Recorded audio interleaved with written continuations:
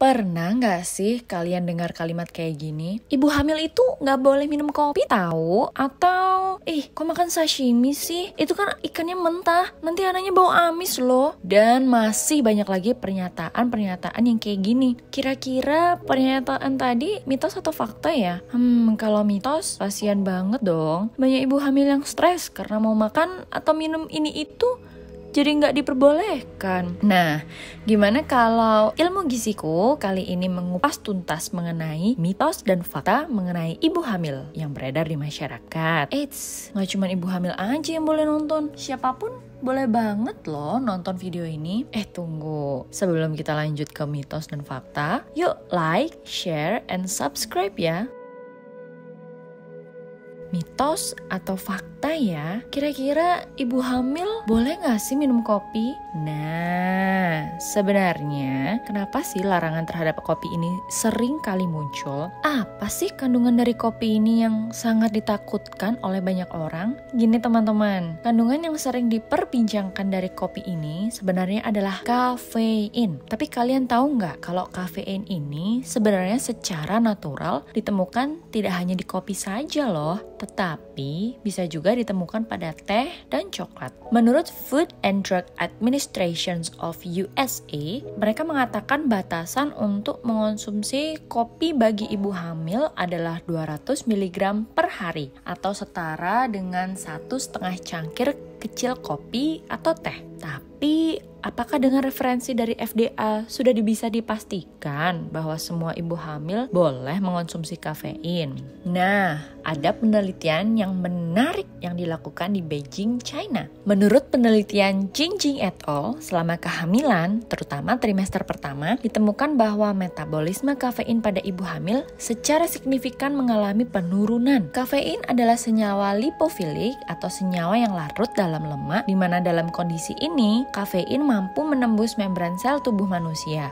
termasuk barrier plasenta darah atau blood placental barrier. Pada tahun 2019, Jingjing et al. Melakukan penelitian terkait hubungan sensitivitas seseorang terhadap kafein.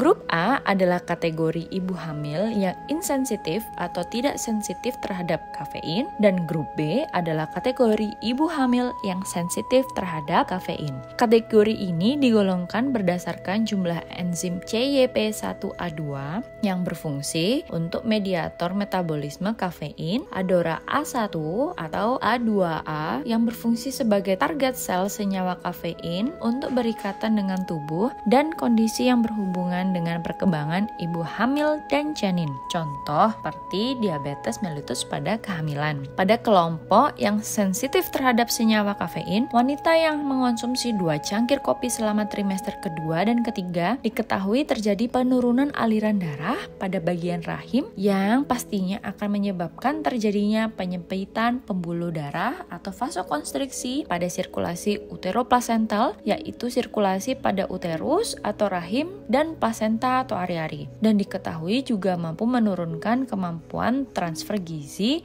dari plasenta ke janin yang sedang berkembang. Ditambah lagi, terdapat peningkatan konsentrasi serum adrenalin yang secara signifikan mampu menurunkan sekitar 25% aliran darah interfili atau pembuluh-pembuluh darah kecil pada plasenta atau ari-ari. Nah, kondisi ini dapat memberikan efek yang tidak diinginkan, baik pada perkembangan janin maupun plasenta. Dan dapat dijelaskan bahwa ada hubungan pada ibu hamil yang mengonsumsi kafein dengan IUGR atau intrauterine growth restriction, atau pada bahasa umumnya adalah bayi lahir kecil tidak sesuai dengan ukuran pada umumnya.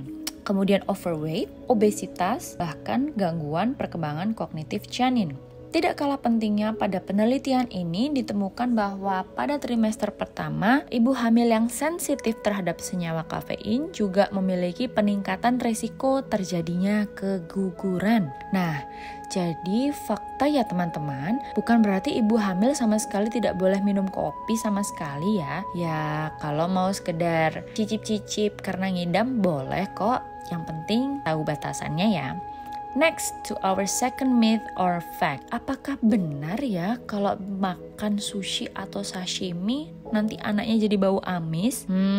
Kira-kira ini mitos atau fakta ya? Aman nggak sih sebenarnya? Nah, menurut Diana L. et al. Yang melakukan artikel review pada tahun 2016 bahwa mengonsumsi sushi atau sashimi mampu meningkatkan resiko terinfeksi parasit yang dapat menyebabkan terjadinya anemia defisiensi besi atau kekurangan kadar hemoglobin pada ibu hamil karena rusaknya sel darah merah akibat berkembangnya parasit dalam tubuh ibu hamil. Jika terjadi kondisi anemia ini, maka akan terjadi kekurangan oksigenasi terhadap pembuluh-pembuluh darah plasenta yang menyebabkan berkurangnya suplai asupan oksigen dan gizi ke janin. Dan jika kondisi ini berlangsung dalam jangka panjang, maka janin akan mengalami gangguan fungsi neurologis dan perkembangan janin. Selain kondisi anemia, ketika ibu hamil terinfeksi oleh parasit akan mengalami defisiensi atau berkurangnya kadar vitamin B12.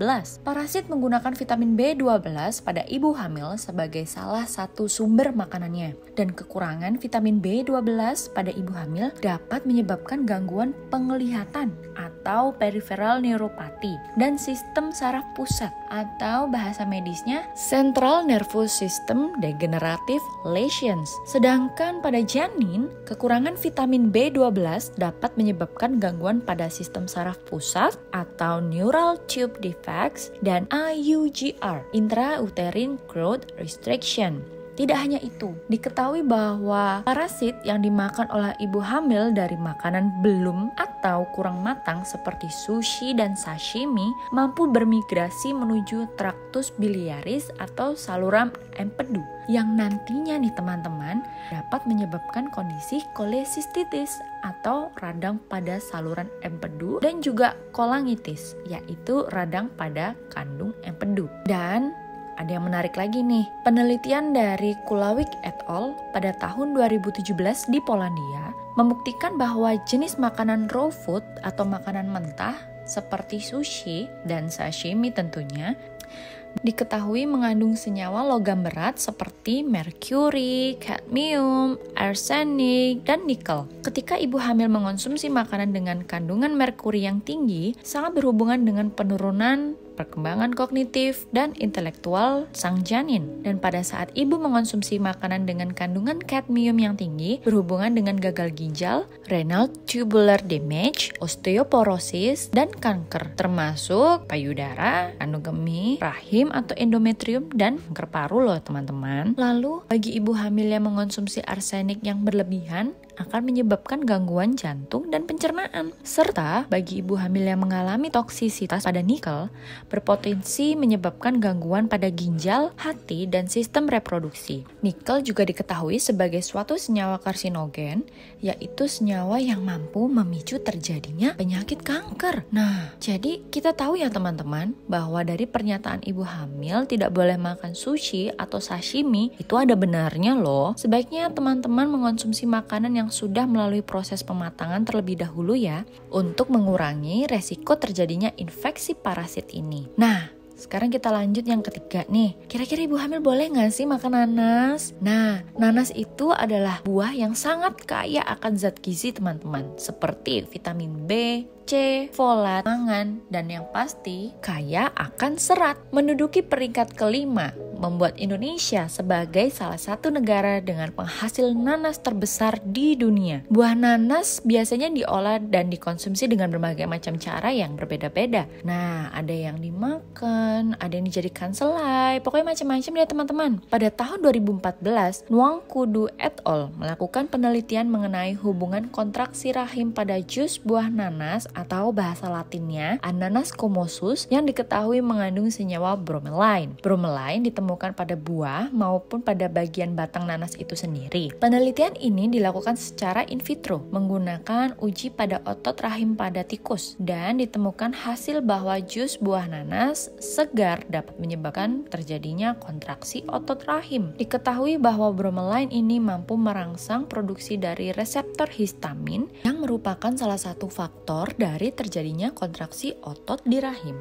Jadi, perlu hati-hati sekali ya bagi ibu hamil untuk mengonsumsi buah nanas, terutama di awal kehamilan atau trimester pertama. Dan ingat, Jika si ibu hamil ingin cicip-cicip atau ngidam, diharapkan untuk membatasi asupan buah nanasnya ya teman-teman. Sekarang yang keempat, siapa sih yang nggak tahu jamur? Salah satu jenis atau makanan yang disukai hampir oleh semua kalangan. Dari jamur kancing, shiitake, enoki, portobello, dan masih banyak lagi. Apa benar ya ibu hamil ini tidak boleh mengonsumsi jamur? Menurut penelitian Lin Sun dan San Jinyu di Beijing pada tahun 2020, bahwa mengonsumsi jamur 100 gram per hari mampu menurunkan resiko terjadinya hipertensi pada kehamilan dan preeklamsi. Jamur ini juga bermanfaat untuk mengontrol berat badan lahir janin pada ibu hamil yang memiliki komorbiditas seperti kenaikan berat badan ibu hamil selama kehamilan dan diabetes saat kehamilan, atau bahasa medisnya diabetes gestasional. Diketahui juga, jamur mampu menurunkan resiko terjadinya disfungsi kognitif, kanker, dan membantu menjaga kesehatan mulut loh teman-teman. Jamur sendiri juga mengandung berbagai macam zat gizi dan kaya akan ergotionin yang merupakan antioksidan kuat dan berfungsi untuk melindungi sel endotel. Jamur juga diketahui mengandung agen antihipertensi alami, yaitu peptide angiotensin 1 converting enzyme inhibitor. Jadi, dari penelitian di atas, kita sudah bisa membuktikan ya bahwa pernyataan mengenai ibu hamil tidak boleh makan jamur itu adalah sebuah mitos ya teman-teman. Next, ibu hamil sebenarnya boleh nggak sih makan makanan pedas? Ini kadang-kadang bisa kita bilang mitos ya teman-teman.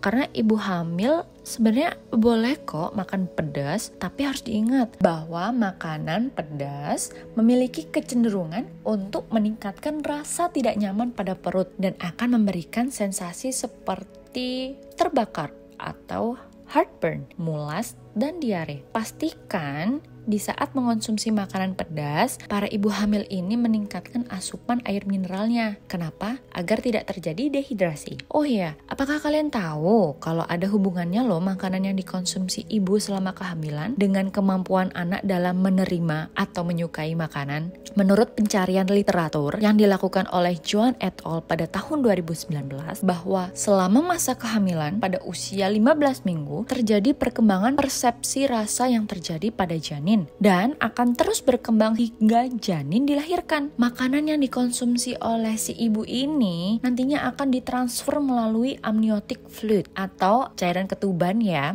yang nantinya akan menjadi sumber gizi bagi si kecil. Sehingga variasi berbagai macam makanan atau diet pada ibu hamil itu sangat-sangat dibutuhkan teman-teman. Nah, kalau kita kembali lagi nih masalah yang pedas-pedas, tentu kita menginginkan dalam batasan yang wajar ya teman-teman. Oke, dari sini kita tahu ya mengenai mitos atau fakta yang beredar di masyarakat. Ingat teman-teman, segala sesuatu yang berlebihan pastinya nggak baik ya teman-teman. Tetap dalam batas wajar deh intinya. Terakhir dari tim Ilmu Giziku, tetap jaga kesehatan dengan menjalankan pola hidup gizi seimbang karena kesehatan itu dimulai dari gizi. Saya Dr. Betsilna Sukmawati dari Ilmu Giziku undur diri. See you on the next video. Bye!